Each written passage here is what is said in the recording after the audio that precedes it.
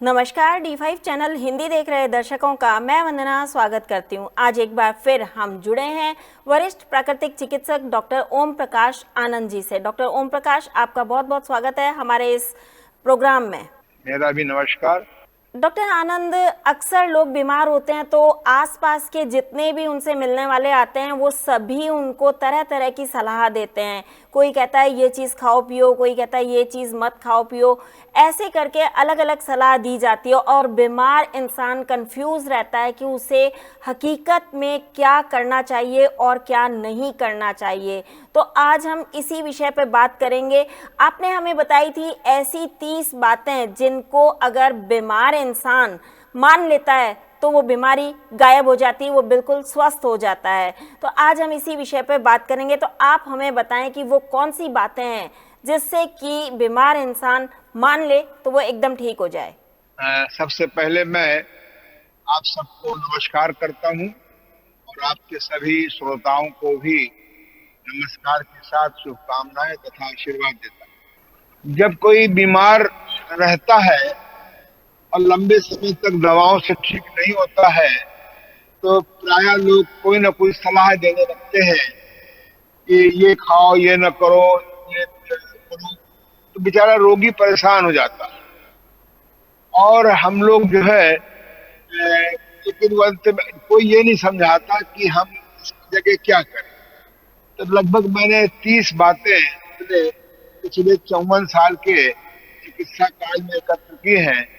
जैसे सभी लोग, वैसे तो अगर ये बातें जो मैं बोलने जा रहा हूँ कि क्या न करें और क्या करें तो बीमारी नहीं पड़ेगा, लेकिन ये संभव नहीं है। बचपन से जो आदमी करता है, खाता है, उसका अपना एक अवचेतन मन में संस्कार पड़ जाता है। ऐसे जब आप बीमार पड़ते हैं तो लोग कहते हैं कि बारीक आटा और मैदा न खाएं।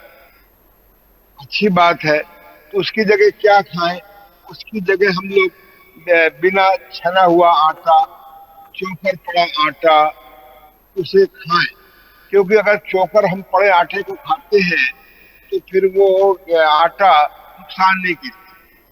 तो इसलिए हम लोग कहते हैं कि अगर 1 किलो आटे में हम चोकर मिला लें और बहुत ज्यादा पेट खराब रहता हो तो 1 किलो आटे में 200 ग्राम चोकर मिलाकर के रोटी खाएं।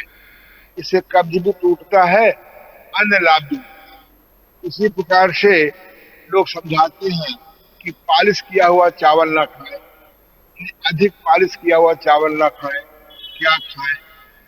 जबकि विज्ञापन आता है कि हमारा ये आटा है, हमारा ये चावल खाइए आदि। तो जो कम पालिश किया हुआ चावल होता है या जो कहे जो गरीब लोग चावल खाते हैं, अगर हम इसकी अधिक पालिश किया हुआ चावल की जगह कम पालिश किया हुआ चावल खाएं तो अधिक लाभकारी है। और चोकर पड़े आटे की तरह मिनरल्स और विटामिन तो मिलते ही हैं, रफेद भी मिलता है। इसी प्रकार से हमारे देश में बिना छिलका बिना छिलका की दालें खाने का प्रचलन, जबकि नेचुरोपैथी में या आधुनिक विज्ञान ने भी सिद्ध कर दिया है कि अगर हम छिलका रहित, छिलका सहित दाल का प्रयोग करें तो पेट भी ठीक रहेगा और विटामिन मिनरल्स भी मिल जाएंगे। कभी कभी अरहर की दाल को बड़ा लोगों ने बदनाम कर रखा है कि आप अरहर की दाल छिलका निकाल के नहीं खाएंगे तो पेट दर्द होगा। मैंने इसको अनेक बार प्रयोग किया, बिना छिलका निकाले मैंने अरहर की दाल का प्रयोग किया। हाँ, शीघ्र शीघ्र पकने के लिए अगर हम दालों को रात को भिगो दें और फिर दाल को पकाएं तो जल्दी पक जाती है। अगर दाल को और डाइजेस्टिव बनाना हो, उसका अंकुर निकाल लें। इसी प्रकार से सभी लोग कहते हैं कि ये मसालादार सब्जियां ना खाइए, तो उसके लिए रोगी को धनिया, हल्दी, जीरा, 3 चीजें अलाउ कर देना चाहिए। ये 3 जो चीजें हैं, धनिया, हल्दी, जीरा, ये उत्तेजक नहीं है, गर्म नहीं है। तो अब बॉइल्ड सब्जी खाना ये बहुत साहस की बात है, बड़ी हिम्मत की बात है, बचपन संस्कार नहीं होता है। इसी प्रकार से लोग कहते हैं कि बासी अचार खटाई न खाइए, जबकि आयुर्वेद कहता है इसके अपने मौलिक गुण भी है। इसकी जगह पर हम लोग जो है ताजी चटनी खाएं, बस ताजी चटनी बना के खा सकते हैं। यद्यप दुर्भाग्य क्या है कि बाजार में आजकल बनी बनाई चटनी बोतलों में आने लगी है, इनमें कितनी खतरनाक साबित हो गई है, इनमें किस प्रकार से केमिकल डालते हैं, और महीनों सालों हम लोग बासी चटनी खाते हैं बोतलों की। उसकी जगह चटनी हम घर में बना लें। आज लगभग सब घर में ये मिक्सी है, ग्राइंडर है, तो आज का चटनी बनाना कोई कठिन काम नहीं है। इसलिए अगर भोजन में स्वाद नहीं होता है तो फिर रोगी का या मनुष्य का मन भरता नहीं है। इसी प्रकार से लोग भुने हुए तले अनाज को भी रोकते हैं। अगर हम अंकुरित करके इसका प्रयोग करें, इनमें बढ़िया स्वादिष्ट बना लें तो चबा के खाएं, तो इसका प्रयोग कर सकते हैं। इसी प्रकार से पूरी, पराठा और खुरमा, सेव, पकौड़ी, खाट आग को हम रोकते हैं। अगर इसके स्थान पर हम लोग बढ़िया ताजी मोटी रोटी, हल्का कढ़ाई का तला हुआ अंकुरित अनाज और फल की सलाद, इसमें हल्का सा नमक, नींबू मिला लें तो बहुत अच्छा होता है। इसी प्रकार से लोग लाल मिर्चा को रोकते हैं। यद्यपि आयुर्वेद में लाल मिर्च का अपना एक उपयोग है, उसके स्थान पर हरी मिर्च का हम प्रयोग कर सकते हैं और काली मिर्च का भी प्रयोग कर सकते हैं, क्योंकि भोजन में 6 प्रकार के रस होते हैं। हाँ, और उनमें एक ये तिक्त रस भी होता है। तिक्त रस के अभाव में भी तमाम प्रकार के ग्रंथियां स्राव करना बंद कर देती है। इसी प्रकार से सफेद चीनी का वास्तव में बहुत ही खतरनाक है। वास्तव में जो सफेद चीनी है, ये हमारी भारत सरकार का फर्ज है कि अगर इस देश को, लोगों को बुढ़ापे की बीमारी से बचाना है तो सफेद चीनी बिल्कुल बंद कर देना चाहिए। बल्कि फैक्ट्रियों में गुड़ बनाया जाए, नाना प्रकार के औषधि गुड़ भी बना सकते हैं। सफेद चीनी के स्थान पर शहद है, सीरा है, राब है, गुड़ है, कच्ची शक्कर है।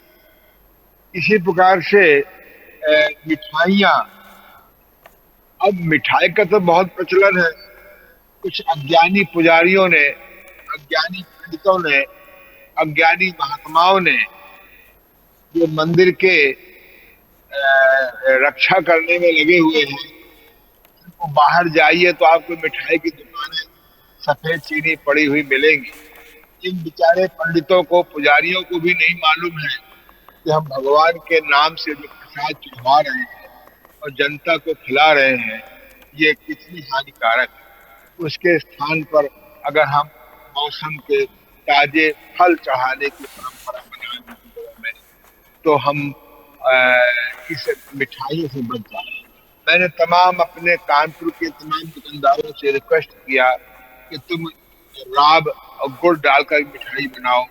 बोले लेकिन कोई खाएगा नहीं। ये सच है। जब मैं छोटा था, अब तो मेरी 75 की एज है इस समय, जब मैं छोटा था तो मुझे याद है कि ये जो सफेद चीनी थी ही नहीं, और वो सफेद चीनी की मिठाइयाँ बनती ही नहीं। तो इसलिए सफेद चीनी इसने सारे लोगों को दुनिया में डायबिटीज तो पैदा कर ही दिया है, खासतौर से भारत में। ऊपर से इसके खाने से लोगों को बुढ़ापे में हड्डियां कमजोर हो रही हैं। इसी प्रकार से चाय कॉफी की बहुत बुराइयां हम सुनते हैं वैज्ञानिकों की, और अब आजकल तो चाय बड़ा कॉमन शिष्टाचार हो गया है। तो अगर आप चाय न पिए, मुझे याद है कि आज से 54 साल जब मैं बहुत बीमार रहता था तो 5 कप चाय पीता था दिन में, दिन रात में। लेकिन जब मुझको मालूम पड़ा चाय बड़ी हानिकारक चीज है, तो मैंने चाय हिम्मत करके बंद कर दी। अब शायद ही कभी चाय पीता हूँ।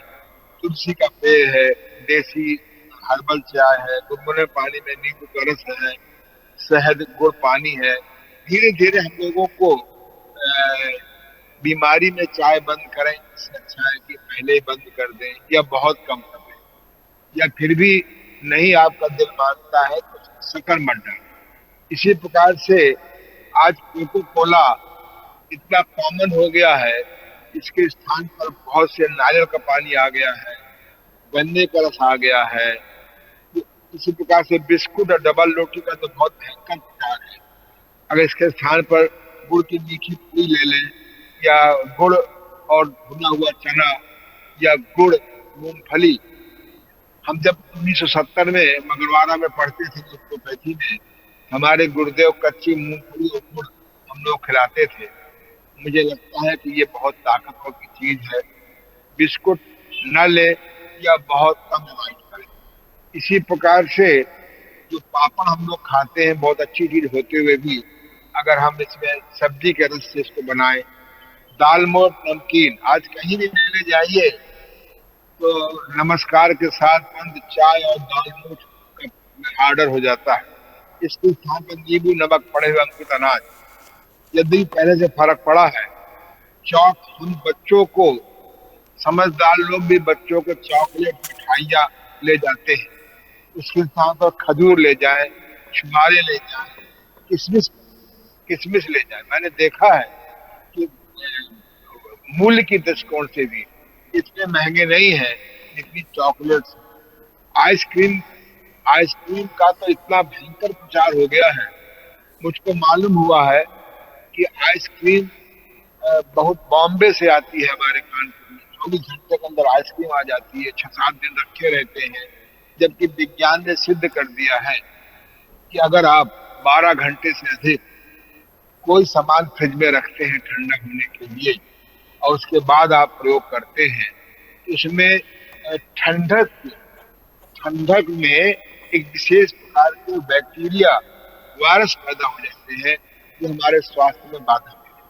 फ्रिज बहुत अच्छी चीज है, लेकिन जब फ्रिज का जिस प्रकार से दुरुपयोग हो रहा है, उसमें हम लोग समझते हैं कि ठंडक में बैक्टीरिया पैदा ही नहीं होते।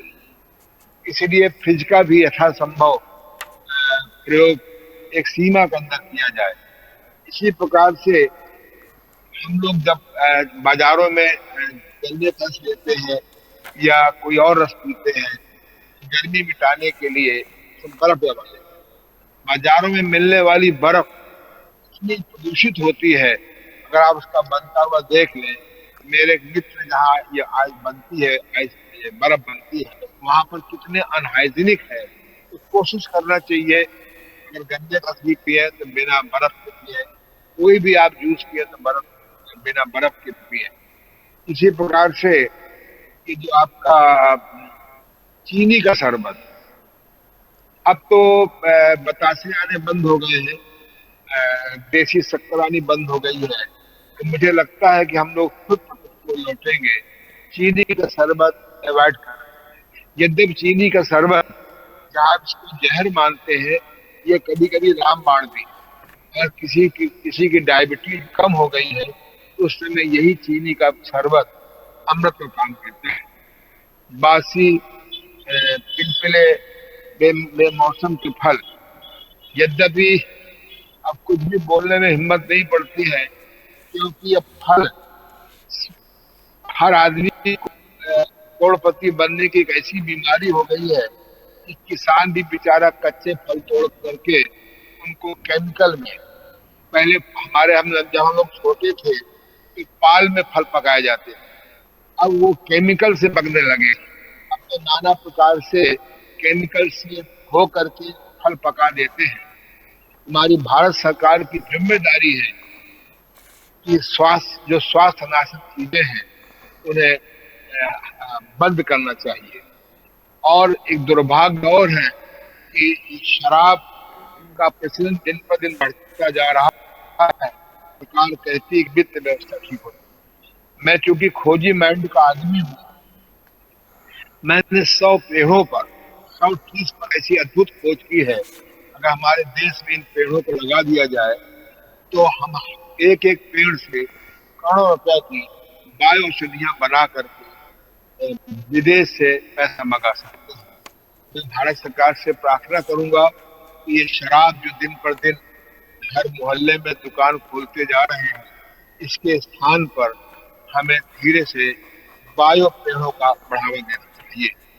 इसी प्रकार से जो डिब्बे के बंद खाने का इतना भयंकर प्रचलन हो गया है, हमको धीरे धीरे इसे या हिम्मत करके कम करना चाहिए, बंद करना चाहिए, क्योंकि डिब्बे में ऐसी कोई बंद चीज नहीं है इसमें केमिकल ना पड़ता हो।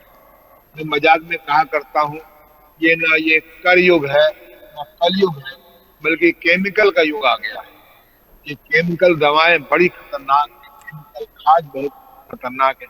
आज मुझे बड़ी खुशी हुई, हमारे कानपुर की जो कानपुर यूनिवर्सिटी है और जो सीएसए यूनिवर्सिटी है, कृषि यूनिवर्सिटी है, इन्होंने एक ऐसी अद्भुत खाद्य बायो खाद निकाली है कि केमिकल का प्रयोग अब कम होगा। इसी प्रकार से हम लोगों को अब शराब के बारे में ज्यादा कुछ नहीं कहेंगे। अगर शराब के स्थान पर योग की अजपा जाप लोग सिद्ध कर लें, इसी प्रकार से योग निद्रा का ज्ञान सीख लें, इसी प्रकार से अगर समाधि का ज्ञान सीख, योग में समाधि एक अनिवार्य उपलब्धि है और योग के बारे में इतना ज्यादा बदनाम कर दिया गया है कि समाधि बड़ी कठिन चीज है। मैं अगले एपिसोड में या किसी एपिसोड में बताऊंगा कि आप 15 मिनट में समाधि का ज्ञान सीख लेंगे और नियमित 5 मिनट के अभ्यास से कुछ दिनों में समाधि आपकी लगने लगेगी। और कहते हैं, मेरा स्वयं का अनुभव है कि समाधि में जो सुख मिलता है मन को, वह शराब से कई गुना अधिक होता है। मैं आपके D5 चैनल के माध्यम से बहुत शीघ्र आपको ऑनलाइन समाधि का ज्ञान दूंगा और समाधि के बारे में प्रैक्टिकल करा दूंगा, और आप प्रैक्टिस से 8-10 दिन में ही आपकी समाधि लगने लगेगी। जो लोग शराब पीने के आदी हैं, ड्रग लेने के आदी हैं, अगर समाधि में 1 मिनट 5 मिनट बैठने लगे, इससे मुक्त हो जाएंगे। इसी प्रकार से एक प्रचार किया जा रहा है कि अंडा मांस मछली में अधिक ताकत है। इसकी जगह पर अगर आप भीगे मेवा लें, हम कुछ अनाज लें, भीगे मेवा मैं आजकल प्रयोग कर रहा हूँ, बादाम का दूध, अखरोट का दूध, ये इसका काजू का दूध, ये सब में बना के, और मैंने देखा है जो बाजार में जूस मिलता है उससे ये सस्ता पड़ता है और ये बनाना बहुत सरल है और इसमें कोई केमिकल भी नहीं। इसी प्रकार से ये जो अंडा मांस मछली है, ये एक तामसी भोजन है। कल हमारे यहाँ एक डॉक्टर ने सेमिनार किया है कि गुर्दे के रोगी, उनका गुर्दे के रोगी जहाँ एंटीबायोटिक या ये जो दर्द भुलावा गोलियां पेन किलर के खाने से बढ़ती हैं, वहीं पर ये अंडा मांस मछली के प्रयोग से भी बढ़ती हैं। इसलिए शाकाहारियों का कम गुर्दा खराब होता है। इसी प्रकार से जो अधिक नमक खाने के आदी हैं, वो सेंधा नमक प्रयोग करें और नमक का प्रयोग कम से कम करें, क्योंकि जो ये नमक है ये ब्लड प्रेशर को बढ़ाने में बहुत सहायता करता है। मैंने अपने तमाम रोगियों को देखा जिनको हाई बीपी रहता है, जब वो नमक छोड़ देते हैं कुछ दिनों के लिए, जब बहुत कम कर देते हैं, तो उनका बीपी बहुत जल्दी ठीक होने लगता है। कुछ लोग कहते हैं हम सेंधा नमक प्रयोग करते हैं, चाहे सेंधा नमक खाएं और चाहे सफेद नमक, ब्लड प्रेशर में दोनों ही बढ़ाने में सहायता करते हैं। तो अगर आप सब्जी में नमक न डाल करके अलग से रख ले, बीच बीच में जीभ को स्वाद दे दे, तो आपको ब्लड प्रेशर ठीक होने में सहायता मिलेगी। इसी प्रकार से ये फ्रिज का पानी इतना खतरनाक हो गया है, आप पुनः घड़े की लौटे घड़े की ओर। घड़े का रखा हुआ पानी, अब तो घड़े में टोटियां भी आ गई हैं, इसलिए वो खतरा नहीं रहा कि घड़ा खुला रह जाएगा। आप धीरे धीरे घड़े का पानी प्रयोग करिए। अगर फ्रिज का पानी प्रयोग करते हैं किसी मजबूरी में, तो उसमें थोड़ा सा सादा पानी मिला लीजिए। इसी प्रकार से इस समय फास्ट फूड का युग आ गया। ये फास्ट फूड नहीं है, ये सत्यानाशी फूड है। अब फास्ट फूड है हमारा फल, सलाद। फास्ट माने जो जल्दी भोजन को पचा दे, वो फास्ट फूड है। न कि जो फास्ट फूड के नाम से ये पिज्जा, पाजी, केचुआ तमाम लोग खा रहे हैं, इसके स्थान पर धीरे धीरे हमें लौटना होगा। इसी प्रकार से हम लोग धीरे धीरे अगर एफोर्ड कर सकें तो कम आधुनिक खाद पड़ा हुआ भोजन का प्रयोग न करें, और अगर करना भी पड़े तो हम लोग प्रयास करें कि जो योग की क्रियाएं होती हैं, नेति, बस्ती, कुंजन, उनका समय समय पर प्रयोग करें। और आप देखिए, ये मैंने इसलिए आज एक चैप्टर रखा कि अगर हम जो हमारी बुरी आदतें हैं, जो हमारा बुरा प्रचलन है, तो उसके स्थान पर हम लोग थोड़ा सब्स्टिट्यूट का प्रयोग करें। क्योंकि अगर आप बीमार हो गए हैं और इन चीजों का प्रयोग करेंगे तो मैं दावे से कहता हूँ इस जन्म में तो आप निरोग नहीं हो सकते। हाँ, कभी धोखे से या मजबूरी बस या दबाव बस खा लेते हैं तो फिर थोड़ा सा व्यायाम करिए। मेरे शहर कानपुर के में एक द्रोण जी है जो 2-3 बार MP रह चुके, एक बार मेयर रह चुके। इस समय उनकी उम्र इस समय लगभग 88 वर्ष की उम्र है, और वह बिल्कुल कभी बीमार नहीं पड़ते और कभी भी वो मैंने आज तक, और बिल्कुल स्वस्थ है। एक दिन मैंने उनसे पूछा कि आप पार्टियों में कुछ, हम दोनों लोग एक पार्टी में खड़े थे, हमने कहा द्रोण जी, जगतवीर सिंह द्रोण बहुत हमारे यहाँ के बड़े मान्य व्यक्ति है, हमने कहा आप कुछ खा नहीं रहे। बहुत उन्होंने अपनी जेब से 1000 का नोट निकाला, बोले आनंद जी, आप मुझे कभी किसी पार्टी में, किसी भी छोटी या बड़ी पार्टी में अगर मुझे आप प्लेट को उठाता हुआ देख लें तो मैं आपको, मुझे पकड़ लीजिएगा, 1000 रुपया मैं आपको इनाम। ये बात मुझे इनकी बहुत अच्छी लगी, और तब से मैं पार्टियों में खाना खा के ही जाता हूँ, और प्लेट शायद ही मैं उठाता हूँ। हाँ, छोटी प्लेट कभी कभी उठा लेता हूँ, और मैं पार्टी में उल्टा चलता हूँ। लोग पहले चाट, पकौड़ा, समोसा की ओर चलते हैं और मैं थोड़ा सा मिष्ठान की ओर चलता हूँ। जब तक मेरे मन का मिष्ठान नहीं मिलता तो समझौता कर लेता हूँ, कभी जलेबी से, कभी देसी मिठाइयों से, और कभी कभी आइसक्रीम तो नहीं खाता हूँ। फिर भी अगर खाने का मन का दबाव पड़ा तो बहुत अल्प मात्रा में खाता हूँ।